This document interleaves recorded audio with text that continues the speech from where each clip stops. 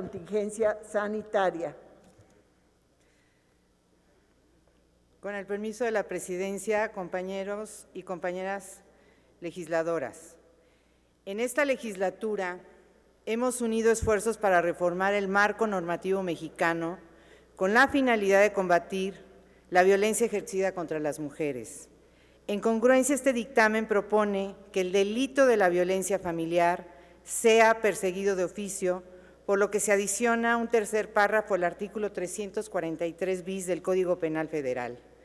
La violencia familiar es un grave problema social que tiene consecuencias trascendentes para las víctimas de este delito. Un problema ampliamente extendido en todo el territorio nacional, en el que 91 de cada 100 víctimas son mujeres y 9 son hombres. Con base en las estadísticas del Secretariado Ejecutivo del Sistema Nacional de Seguridad Pública de 2019, se registraron más de 238,000 carpetas de investigación relacionadas al delito de violencia familiar. Tan solo en el primer cuatrimestre del año pasado, se tuvo un registro de 68,000 casos de violencia familiar, lo cual representó un aumento del 10% en comparación con el mismo periodo del año anterior. Conforme a las cifras del INEGI, a través de los resultados obtenidos en la Encuesta Nacional sobre la Dinámica de las Relaciones en los Hogares 2018, de los 46.5 millones de mujeres de 15 años y más que hay en el país, 66%, es decir, 30 millones, casi 31 millones han enfrentado violencia de cualquier tipo y de cualquier agresor alguna vez en su vida. 43.9 han enfrentado agresiones del esposo o pareja, 42.5 de las mujeres que se han unido o casado han sufrido violencia física, sexual o emocional, es decir, casi la mitad de las mujeres que deciden formar una familia. Los datos antes señalados son congruentes comparados con los emitidos por el Secretariado Ejecutivo del Sistema Nacional de Seguridad Pública durante enero a septiembre del 2019. Del total de llamadas de emergencia reales al 911, el 5% fueron por casos de violencia familiar.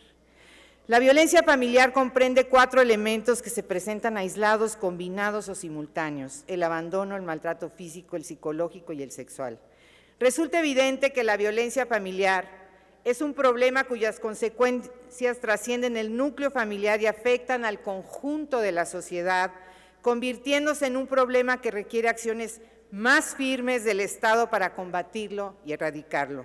En consecuencia, queda claro que es mucho lo que tenemos que hacer desde el Poder Legislativo. Actualmente la legislación solo contempla la persecución de este a través de la querella, en la cual es indispensable la voluntad del ofendido para que se promueva y ejercite la acción penal.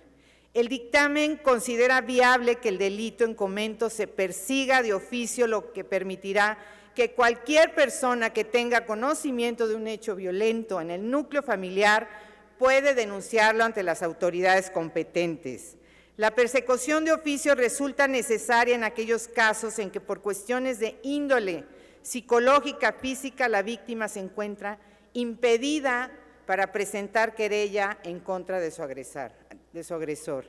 De tal modo, la intervención de terceros en el ejercicio de la acción penal hace oportuna la denuncia del delito. Con esta importante propuesta, abrimos paso a que las autoridades competentes asuman su responsabilidad de perseguir el delito sin la necesidad de que medie la denuncia de la víctima. Se castigue conforme a la ley penal a los agresores y se garantice la reparación del daño en favor de la víctima. Por eso, solicito a todos los integrantes de esta legislatura de la paridad que aprobemos esta iniciativa muy importante que sin duda alguna tendrá impacto fundamental para el tema de las víctimas, que lamentablemente este país las revictimiza todos los días, y no solo en el delito de violencia familiar, sino en otros delitos, pero aquí, en la violencia familiar, es cuando empieza esa gran violencia que estamos sufriendo las mujeres en todo el país.